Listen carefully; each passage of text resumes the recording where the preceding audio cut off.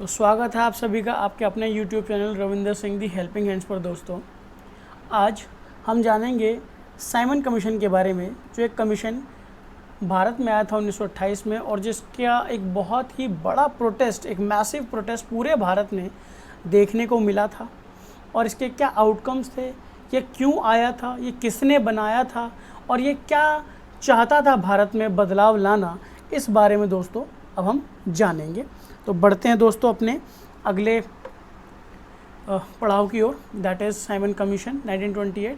और माफ़ी चाहूँगा दोस्तों, मैं रेगुलर नहीं हो पाता, एक्चुअली समय का बहुत अभाव होता है और इस वजह से मैं रेगुलर वीडियोस आप सबके लिए नहीं लेकर आ पाता हूँ और बहुत बहुत माफ़ी चाहूँगा। लेकिन जैसे भी समय निकलेगा हम इसको एक अच्छा सा वीडियो ज़रूर आपके लिए लेकर आएंगे टॉपिक्स पर जो कि इतिहास से जुड़े हुए हैं। और हमारा इतिहास हमें भूलना नहीं चाहिए। जो इतिहास भूल जाते हैं वो कुछ नया नहीं कर पाते हैं। इतिहास वही बनाते हैं जो इतिहास से कुछ सीखते हैं। दोस्तों आगे बढ़ते हैं। चलिए देखिए दोस्तों, सबसे पहले तो हमेशा एक बात याद रखना आप, जो साइमन कमीशन है ये भारत का नहीं था, इसको इंग्लैंड में बनाया गया था। इसको इंग्लैंड में बनाया गया था क्वीन के द्वारा। क्वीन एक चार्टर पास करती है, एक लॉ पास करती है और एक ऑर्गेनाइजेशन, एक कमीशन बन जाता है भारत में। इसके पीछे की बैकग्राउंड समझने के लिए हमें 1919 का साल समझना होगा, जहां पर गवर्नमेंट ऑफ इंडिया एक्ट आया था। एक राउलेट एक्ट करके दोस्तों एक एक्ट आया था, जहां पर ताकतें जो थी सरकार के हाथ में बहुत ज़्यादा बढ़ा दी गई थी और हमारे कुछ राइट्स उनको जो है कर्टेल कर दिया गया था इनके द्वारा। चलिए दोस्तों देखेंगे आप कि जो साइमन कमीशन है दोस्तों, इसको बनाया गया था, एक बंदा था सर जॉन साइमन नाम का, एक बंदा था सर जॉन साइमन नाम का, जिसके लीडरशिप में साइमन कमीशन नाम का एक कमीशन कॉन्स्टिट्यूट किया इंग्लैंड के द्वारा। और वो क्या देखने आ रहा था, वो क्या देखने आया था, to look into the functioning of constitutional system of India. यानी कि भारत में जो भी शासन व्यवस्था चल रही है, जो प्रशासन चल रहा है, उसके ऊपर उसको एनालाइज करने के बाद, उसे एनालाइज करने के बाद वो कुछ सजेस्ट करने वाला था हमें चेंजेस, वो कुछ चेंजेस सजेस्ट करने वाला था। देखियो, आप जानते होंगे कि साइमन कमीशन का जो ऑफिशियली नाम था, साइमन कमीशन तो उसको सिर्फ इसलिए बोल दिया जाता है क्योंकि उसके हेड जो थे वो सर जॉन साइमन था, है ना, इसलिए इसका नाम था असली इंडियन स्टैट्यूटरी कमीशन। अब देखो इसमें दोस्तों टोटल मिलाकर 7 मेंबर्स थे ब्रिटिश पार्लियामेंट से। ब्रिटिश पार्लियामेंट थे, इसमें टोटल 7 लोग थे। इसमें वो कौन कौन थे, 4 कंजर्वेटिव थे, 2 लेबराइट्स थे और 1 लिबरल मेंबर था। कहाँ से, ब्रिटिश पार्लियामेंट से। इसमें कोई भी इंडियन मेंबर शामिल नहीं था दोस्तों। और ये आ कहाँ रहा है, भारत आ रहा है। क्या करने, भारत के संविधान को डिस्कस करने के लिए कि फ्यूचर में संविधान कैसा होगा, क्या होगा, इस चीज़ को डिस्कस करने के लिए, रिफॉर्म्स लाने के लिए भारत आ रहा है। भारत के लोगों के लिए आ रहा है और इसमें कोई भारतीय ही नहीं है। सबसे दुर्भाग्य की बात यह है। देखिए दोस्तों, ब्रिटिश गवर्नमेंट एक कमीशन अपॉइंट करती है, क्या इंक्वायर करने के लिए, into the working of the government of India act of 1919। यानी कि साल 1919 में जो गवर्नमेंट ऑफ इंडिया एक्ट आया था, गवर्नमेंट ऑफ इंडिया एक्ट आया था, जिसके साथ साथ एक आपका राउलेट एक्ट आया था। और राउलेट एक्ट के एवज में, एवज क्या, माफ़ कीजिएगा, राउलेट एक्ट का एक आउटकम आपने जलियांवाला बाग पढ़ा था दोस्तों, जलियांवाला बाग मैसेकर। इसमें कई सारे लोगों ने अपनी जान दी क्योंकि एक जनरल डायर नाम का एक व्यक्ति हुआ करता था जिसने खुलेआम हम लोगों पर फायर किया था। हमारे मन में टेरर और ऑ की फीलिंग जगाने के लिए, हमें दहशत में भरने के लिए उसने ये काम किया था दोस्तों। आप देखेंगे जैसे ही वो गवर्नमेंट ऑफ इंडिया एक्ट 1919 में आया था तो ब्रिटिश पार्लियामेंट को, ब्रिटिश गवर्नमेंट को एक चीज़ समझ में आती है कि क्यों ना एक कमीशन बना दिया जाए, क्यों ना एक कमीशन बना दिया जाए जो कि आगे आने वाले हमारे सिस्टम ऑफ एडमिनिस्ट्रेशन को क्या कर सके, एनालाइज करके रिफॉर्म कर सके। इस कमीशन को ही साइमन कमीशन का नाम दिया गया, जैसे कि मैं पहले ही बता चुका हूँ, क्योंकि जॉन साइमन इसका क्या था, हेड था दोस्तों। अब इसका अपॉइंटमेंट जो था वो भारतीयों के लिए एकदम शॉक था, भारतीयों के लिए एकदम शॉक था, क्योंकि पहले ही हमारा 1919 में एक जलियांवाला बाग मैसेकर हो गया है, पंजाब में इतना बुरा हाल कर दिया था इन लोगों ने, पूरे भारत में ख़ास तौर से, पंजाब में तो और बहुत ज़्यादा बुरा हाल कर दिया था इन लोगों ने। तो 1927 में जाके 1927 में ये बात मानी गई कमीशन की। देखो, एक सालाना वार्षिक सेशन होता है कांग्रेस का, जो कि मद्रास में हुआ था 1927 का सेशन। इसमें क्या डिसाइड हुआ कि जो भारत में कमीशन आ रहा है, जिसे आप साइमन कमीशन के नाम से जानते हैं भैया, इसका करा जाएगा बॉयकॉट, बहिष्कार। इसका क्या किया जाएगा? बॉयकॉट किया जाएगा। अब इसमें साथ देने के लिए, क्योंकि जिन्ना हमेशा उल्टा चलता था, अब इसमें साथ देने के लिए मुस्लिम लीग ने भी हाँ भर ली और उसने भी कहा चलो ठीक है जी, हम भी बॉयकॉट करेंगे इस कमीशन का। और जितने भी गदर पार्टी, आप HSRA, Hindustan socialist Republic association army वाली कह लो, भगत सिंह वाली पार्टी कह लो, चंद्रशेखर आज़ाद वाला जो पूरा ग्रुप था, सब लोग मिलकर पूरा इंडिया इस कमीशन के खिलाफ था। और ये कमीशन 3 फरवरी 1928 को भारत आता है। इस दिन पूरे भारत में, पूरी कंट्री में हड़ताल हो जाती है, स्ट्राइक हो जाती है। क्यों? इसको बॉयकॉट करने के लिए। फिर दिन में क्या होता है, उसी दिन में एक मीटिंग होती है पूरे कंट्री में, जहाँ पर ये बात की जाती है कि हम इसका कंडेम करेंगे, इसे कंडेम करेंगे और ये जो अपॉइंटमेंट हुआ है ना कमीशन का, हम इसे नहीं मानते। और यहाँ पर ये बोलेंगे कि भैया देखो, लोगों का, भारतीय लोगों का इससे कुछ लेना देना नहीं है, है ना। तो ये कमीशन क्यों आ रहा है, क्यों नहीं लेना देना है? क्योंकि 7 लोगों में से एक भी इंडियन नहीं है जी, एक भी इंडियन नहीं है, इसलिए हमारा इससे कोई लेना देना नहीं है। अब मद्रास में या और भी बहुत सारी जगहों पर डेमोन्स्ट्रेटर्स के ऊपर भैया फायरिंग हुई, लाठियां चलाई गई, जिसमें बहुत ज़्यादा तादाद में लोग घायल हुए। लाला लाजपत राय, जिसे हम आगे पढ़ेंगे कि लाला लाजपत राय साहब भी इन्हीं लाठियों का शिकार हुए और इन्हीं इंजरीज़ की वजह से इनकी मृत्यु हुई 1928 17 नवंबर 1928 को इनकी इन्हीं चोटों के कारण मृत्यु हो जाती है। अब ये जो कमीशन था दोस्तों, पूरे भारत में मैसिव प्रोटेस्ट डेमोन्स्ट्रेशन ये फेस करता है, जहाँ जहाँ जाता है वहाँ हड़ताल हो जाती है। तो जो सेंट्रल लेजिस्लेटिव असेंबली थी, वो ये डिसाइड करती है मेजॉरिटी से कि that it would have nothing to do with the commission. देखो जी, जितना भी स्ट्राइक हो रहा है, जितना भी प्रोटेस्ट हो रहा है, ब्रिटिश पार्लियामेंट बड़ी चालाक थी। उन्होंने कहा कि ये कमीशन के लिए नहीं हो रहा है, ये तो किसी और मुद्दे के लिए हो रहा है ना, ये किसी और मुद्दे के लिए हो रहा है, ये कमीशन के लिए नहीं हो रहा। पूरे कंट्री में एक स्लोगन रेज हुआ, Simon go back, Simon go back, Simon वापस जाओ। सब लोग चिल्ला कर यही वाली बात बोलते रहे कि साइमन वापस जाओ, हमें तुम्हारी ज़रूरत नहीं है। अब जो पुलिस थी, क्योंकि वो अंग्रेज़ों के हाथ में थी, उन्होंने बहुत ही कठोर कदम उठाए। हज़ारों लोग जो थे उनको पीटा गया, बुरी तरीके से पीटा गया। इसी डेमोन्स्ट्रेशंस के दौरान ही हमारे बहुत ही महान नेता, बहुत ही महान लीडर लाला लाजपत राय भी घायल हो जाते हैं, जिनको हम शेर पंजाब भी कहते हैं। इनका एक और नाम है दोस्तों, पंजाब केसरी भी इनको कहा जाता है, पंजाब केसरी भी इनको कहा जाता है। कई जगहों पर, कई किताबों में आपको पंजाब केसरी, शेर पंजाब भी देखने को मिलेगा। इनको बहुत सीवियर असॉल्ट किया गया, इनके सर पर लाठियाँ मारी गई, बहुत बुरी तरीके से घायल हो गए थे। इनकी मृत्यु हो जाती है लखनऊ में, इन्हीं इंजरीज़ की वजह से, जो कि पुलिस ने दी थी। तारीख मैंने आपको बताई, मैं फिर से बता रहा हूँ, 17 नवंबर 1928, जिसकी मौत का बदला लेने के लिए फिर जो है सॉन्डर्स मर्डर केस होता है। सॉन्डर्स को याद है ना, वो सुखदेव, राजगुरु और भगत सिंह मिलकर जो है उसको मारना चाहते हैं, स्कॉट की हत्या करना चाह रहे हो, तो लेकिन वो गलती से सॉन्डर्स को मार डालते हैं, क्योंकि लाला जी की हत्या का बदला लेना भी ज़रूरी था। वो एक डिबेट का मैटर है, चलो वो सही किया गलत किया, क्योंकि जान के बदले जान ऐसे लेने जाएंगे तो एक दिन धरती पर कोई नहीं बचेगा। लेकिन हाँ, उस टाइम के दौरान अगर हम इस बात को देखें कि उन्होंने हम पर कितना जो है जुल्म ढाया, अगर उसके प्रति उसके रिवेंज में कुछ बात होती है, उसके रिएक्शन में कुछ होता है, तो वो भी हम लोगों ने देखा। चलो वो भी एक डिबेट का पार्ट है, किसी दिन उस पर भी चर्चा कर लेंगे। देखिए दोस्तों, नेहरू और गोविंद बल्लभ पंत, इनको भी बहुत भयंकर लाठियाँ पड़ी थी पुलिस की।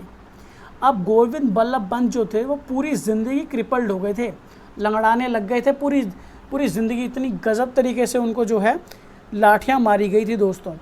है ना। लाला लाजपत राय के बारे में तो मैंने अभी बताया कि वो क्या हो गए थे, उनकी तो मृत्यु हो गई थी इतने बुरी तरीके से, है ना। इतना भयंकर तरीके से पीटा गया था कि उनका चलना मुश्किल हो गया था, वो चल भी नहीं पाते थे। क्रिपल्ड मानने क्या होता है, चलना मुश्किल हो जाना, है ना।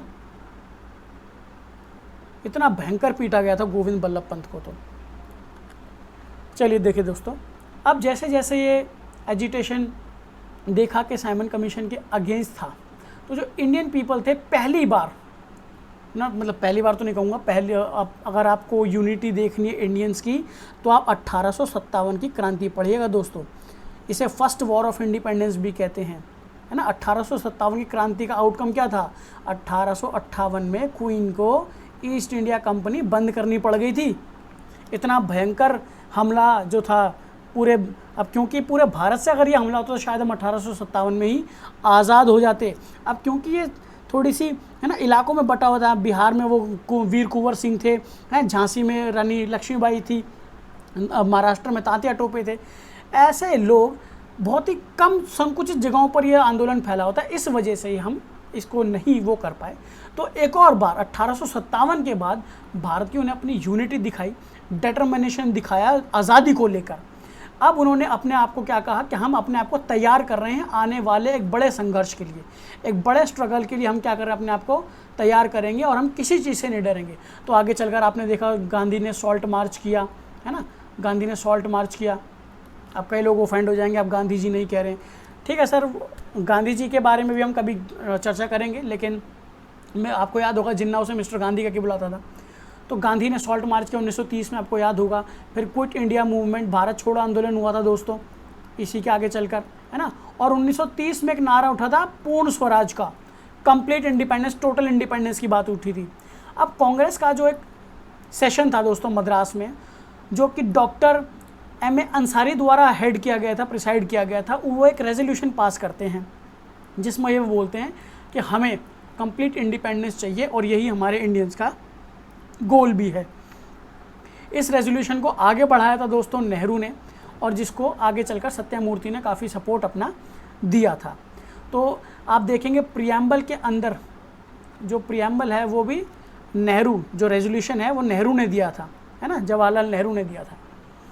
अब क्योंकि एक ऑर्गेनाइजेशन बनाई गई थी इंडियन इंडिपेंडेंस लीग, तो इसने बोला कि हमारी डिमांड है कंप्लीट इंडिपेंडेंस। आप तारीख भी याद रखिएगा दोस्तों, 26 जनवरी 1930 को एक नारा दिया गया था कि हमें कंप्लीट इंडिपेंडेंस चाहिए, ठीक है ना। नेहरू के द्वारा ये नारा दिया गया था, नॉट मतलब ये नेहरू का विचार नहीं था ऑब्वियसली, लेकिन नेहरू ने वहाँ से स्पीच में कहा था कि हमें टोटल इंडिपेंडेंस चाहिए, कंप्लीट इंडिपेंडेंस चाहिए।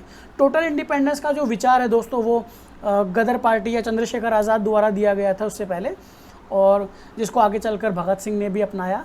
और इन्हीं का विचार, जब गांधी ने ये विचार सुना कि भाई भगत सिंह और दूसरे रेवोल्यूशनरी ग्रुप जो है वो पूर्ण स्वराज की बात कर रहे हैं, तो नेहरू भी फिर इसे आगे बढ़ाता है। गांधी क्योंकि उसके पॉलिटिकल गुरु थे, बापूजी सब उनको कहते थे, तो नेहरू जो था वो गांधी की बात ज़्यादा सुनता था।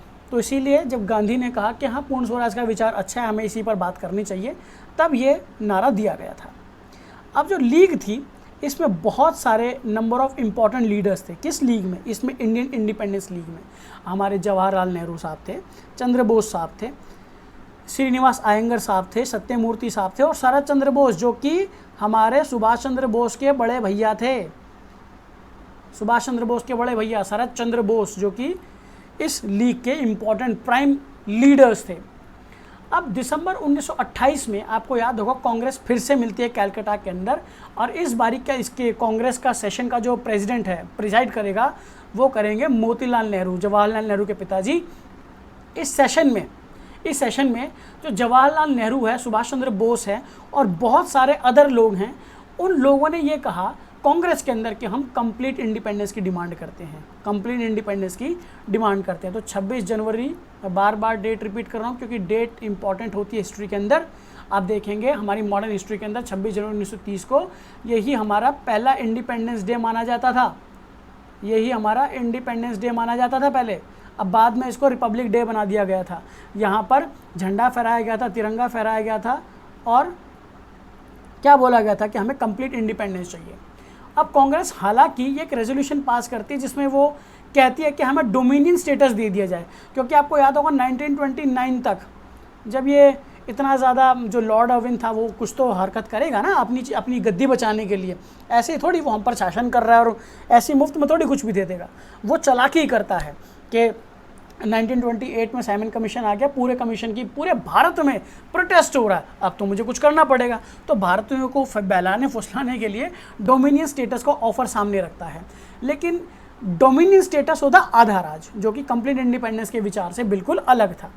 बाद में ये बोला गया कि डोमिनियन स्टेटस देना है तो 1 साल के अंदर दो, अगर नहीं देते 1 साल के अंदर तो भैया क्या होगा, हम कांग्रेस वाले क्या बोलेंगे, हम तो बोलेंगे कंप्लीट इंडिपेंडेंस चाहिए और मास मूवमेंट लॉन्च किया जाएगा। फिर आप देखेंगे 1942 में क्विट इंडिया मूवमेंट चला था और इंडियन इंडिपेंडेंस लीग जो थी दोस्तों वो कंटिन्यू करती रहती है, रैली निकालती रहती है ना। इसके पीछे जो लोगों की डिमांड थी वो था कंप्लीट इंडिपेंडेंस के, भैया पूर्ण स्वराज की मांग उठी है तो वही चाहिए। पूरे 2019-29 तक 1 साल तक भयंकर प्रोटेस्ट, भयंकर रैलियां निकलती हैं, लेकिन जो मूड था ना दोस्तों लोगों का पूरे कंट्री के अंदर वो चेंज हो चुका था by the time the Congress. क्योंकि देखो 1930 में एक क्या होना था, कांग्रेस का सेशन होना था। 1928 में ये साइमन कमीशन आया था, तो 1929 में कांग्रेस बैठी, अब 1930 में कांग्रेस बैठेगी। तो रवैया जो था वो लोगों का चेंज होता जा रहा था धीरे धीरे, लोग थोड़े से रेडिकल होते जा रहे थे। आपको याद होगा कि हमारे रेवोल्यूशनरीज 2 उसमें हिस्सों में बढ़ चुके थे। एक तो हमारे वो थे जो जिसमें दादा भाई नौरोजी और ये सब आते थे, एक थे रेडिकल जिसमें लाला लाजपत राय, बिपिन चंद्र पाल और बाल गंगाधर तिलक थे, रेडिकल्स जिन्हें बोलते थे, है ना, रेडिकल्स और कंजर्वेटिव्स। तो ये जो एक विचार था ना कि कंप्लीट इंडिपेंडेंस चाहिए, ये बहुत ज़्यादा एक वो तो मतलब वेग हो चुका था, फीका पड़ चुका था इतना 1930 तक आते आते। ठीक है, अब ये कमीशन अपनी रिपोर्ट सबमिट करता है और ये कुछ चेंजेस करने को बोलता है। वो क्या क्या रिकमेंडेशंस हैं हम उसे पढ़ते हैं। देखिए दोस्तों, प्रोविंसेस यानी कि जो हमारे प्रोविंसेस थे वहाँ पर डायरकी चलती थी, यानी कि हमारा जो प्रिंस था किसी रियासत का वो भी रूल करता था और क्राउन रूल भी चल रहा था। तो दोनों क्राउन रूल, क्योंकि ये प्रिंस इसको रिपोर्ट करेगा, क्राउन रूल यानी क्वीन को रिपोर्ट करेगा, इसलिए बोला कि जो प्रोविंशियल डायरकी है इसको अबॉलिश कर देना चाहिए, इसको हटा देना चाहिए। और जो मिनिस्टर्स की रिस्पॉन्सिबिलिटी है ना, मिनिस्टर्स बोले तो इन्होंने जो अपने गवर्नर बिठा रखे हैं ना प्रोविंसेस के अंदर, जो अपने गवर्नर बिठा रखे हैं प्रोविंसेस के अंदर, इनके हाथ में सौंप दो। और प्रोविंशियल लेजिस्लेचर्स के जो गवर्नर की ताकत बढ़ा दो, बेसिकली गवर्नर की क्या कर दो, ताकत बढ़ा दो जी। अब दूसरा क्या था, जो स्पेशल पावर थी, है ना, जिससे प्रोविंसेस की प्रोटेक्शन होती थी, सेफगार्ड होती थी, माइनॉरिटीज़ की प्रोटेक्शन होती थी, वो सबके सब गवर्नर पावर के अंडर आएंगे, है ना। क्योंकि जब देखो, जब प्रोविंसेस में डायरकी को ख़त्म किया जाएगा और गवर्नर की ताकत को बढ़ा दिया जाएगा, तो जो प्रोविंसेस को सेफगार्ड, जो माइनॉरिटी को प्रोटेक्शन मिलता था, वो क्या होगा, गवर्नर उसके मालिक हो जाएगा, गवर्नर तो फिर उसका, है ना। तो जो प्रोविंसेस की रिप्रेजेंटेशन थी, जो प्रोविंसेस को रिप्रेजेंट करते थे लोग, और जो दूसरे इलाके थे जो पॉपुलेशन के तहत बनाए गए थे, यानी कि जहाँ की पॉपुलेशन ज़्यादा है, उनको बोला गया, मतलब फेडरल असेंबली के बेसिस पर, है ना, पॉपुलेशन था फेडरल असेंबली, कि फेडरल असेंबली में उनकी तादाद कितनी है, वो सब कहाँ पर आएंगे जी, फेडरल असेंबली समझते हो, सेंटर में उनकी पॉपुलेशन कितनी है, इस बात को समझने के लिए उन्होंने कहा कि प्रोविंसेस को रिप्रेजेंटेशन दे दो, यानी कि गवर्नर की ताकत बढ़ा दो इनडायरेक्टली। और जो डोमिनियन स्टेटस का रिकमेंडेशन था बर्मा के लिए, है ना, बर्मा यानी कि आज का जो म्यांमार है दोस्तों, आज का जो म्यांमार है, उसमें बोला कि इनको तो हम इनके संविधान में ही दे देंगे इनका डोमिनियन स्टेटस, इनको भारत से मत जोड़ो, है ना, इनको तो अलग रखो। ये डोमिनियन स्टेटस की मांग उठाते हैं, इनको तो हम जब इनका संविधान बनाएंगे, जब यहाँ से छोड़ के जाएंगे, तब इनका दे देंगे इनको। अब यहाँ पर क्या हुआ, एक जो काउंसिल थी स्टेट की, है ना, जो इसका रिप्रेजेंटेशन था, इसको बोला गया कि डायरेक्ट इलेक्शन ना करवा के इनडायरेक्ट इलेक्शन करवाओ। ये ऐसा ही है जैसे आज हम कोई MP MLA चुनते हैं और ये MP MLA मिलकर हमारी प्रेसिडेंट को चुनते हैं, हमारे प्रेसिडेंट को चुनते हैं। आपको पता ही होगा प्रेसिडेंट का इलेक्शन जो है वो इनडायरेक्ट इलेक्शन है, इनडायरेक्ट इलेक्शन है, इसमें जनता डायरेक्टली भाग नहीं लेती है ना, जिसमें जनता डायरेक्टली भाग नहीं लेती है वो क्या होता है जी, इनडायरेक्ट इलेक्शन होता है। तो इसीलिए जो प्रोविंशियल काउंसिल के इलेक्शन थे, आप देखेंगे आज का जो मॉडर्न डे इलेक्शन का तरीका है उसी के जैसा था इनके रिकमेंडेशन में, यानी कि आज जो हम डेमोक्रेसी में फॉलो करते हैं, साइमन कमीशन ने भी यही बात कही थी कि इलेक्शंस का तरीका चेंज कर दिया जाए। अब दोस्तों अपने आखिरी पार्ट पर चलते हैं, कंक्लूजन पे, कि अभी तक हमने क्या क्या सीखा। तो ये जो कमीशन था दोस्तों, इसमें अंदर कोई भी सिंगल इंडियन मेंबर नहीं था, ये मैं पहले ही बता चुका हूँ आपको। इसीलिए जब ये भारत आया तो पूरे भारत में गो बैक साइमन के नारे गूंजने लगे। इस प्रोटेस्ट से ओवरकम करने के लिए, इस प्रोटेस्ट से जूझने के लिए हमारा जो वाइस रॉय था उस ज़माने का, जो प्रेसिडेंट था लॉर्ड अर्विन, उसने अनाउंस किया कि भैया हम डोमिनियन स्टेटस दे देंगे पूरे इंडिया को अक्टूबर 1929 तक। और फिर इसी को डिस्कस करने के लिए आगे राउंड टेबल कॉन्फ्रेंस होती है, जिसमें बी.आर. अम्बेडकर साहब, है ना, बी.आर. अम्बेडकर साहब और गांधी, महात्मा गांधी, M.K. गांधी, ये कुछ प्रोमिनेंट लीडर्स कहाँ जाते हैं, इंग्लैंड जाते हैं फ्यूचर कॉन्स्टिट्यूशन को डिस्कस करने के लिए। अब आपको पता होगा टोटल 3 राउंड टेबल कॉन्फ्रेंस हुई थी और तीनों की तीनों राउंड टेबल कॉन्फ्रेंस हुई थी, तीनों की तीनों विफल रही, फेल रही, है ना, क्योंकि अंग्रेज़ों ने जो चीज़ हमने मांगी थी वो चीज़ हमें देने से मना कर दिया। अब मना कर दिया तो भैया ठीक है, जब मना कर दिया तो फिर हम खाली हाथ वापस आ गए इंग्लैंड से। बी.आर. अम्बेडकर साहब भी और M.K. गांधी साहब भी, है ना, वो वापस आ गए। तो यहाँ से हमें एक बात समझ में आती है कि साइमन कमीशन हमारे लिए क्यों इतना इंपॉर्टेंट है स्टडीज़ के लिए। वो इसीलिए है क्योंकि एक कमीशन जो कि बना भारत में, जो कि आया और भयंकर प्रोटेस्ट देखने को मिला, पूरे भारत में हड़ताल हो गई, स्ट्राइक्स हो गई, प्रोमिनेंट लीडर्स को लाठियाँ पड़ी, वो लोग मर गए। तो मॉडर्न डे हिस्ट्री में, एक मॉडर्न हिस्ट्री में हमें ये देखने को मिलता है पॉलिटिकल चैप्टर में कि इसकी रेलेवेंस इतनी ज़्यादा आज की डेट में क्यों है। इसीलिए है क्योंकि भारतीयों को बदलने के लिए जो कमीशन आ रहा है, कम से कम उसमें एक भारतीय तो हो, उसमें एक भी भारतीय नहीं है। ठीक है, तो दोस्तों आपको ये बात समझ में आई होगी। साइमन कमीशन जो आज का हमारा पूरा टॉपिक था, इसको हमने बहुत अच्छे से एक्सप्लेन कर दिया आप लोगों को। फिर भी कोई डाउट रहता तो आप कमेंट सेक्शन में कमेंट करके मुझसे पूछ सकते हैं। और आपके लिए एक और क्वेश्चन आज का, कौन सा लीडर था जिसने तीनों राउंड टेबल कॉन्फ्रेंस अटेंड की थी इंग्लैंड के अंदर, ये आप मुझे कमेंट सेक्शन में बताएंगे। इसके लिए मैं आपको जो है कमेंट सेक्शन आपके लिए खोल देता हूँ, फील फ्री टू कमेंट। ठीक है दोस्तों, जय हिंद, वंदे भारत और वंदे मातरम। दोस्तों अपना ख्याल रखिएगा, मिलते हैं अगली वीडियो में।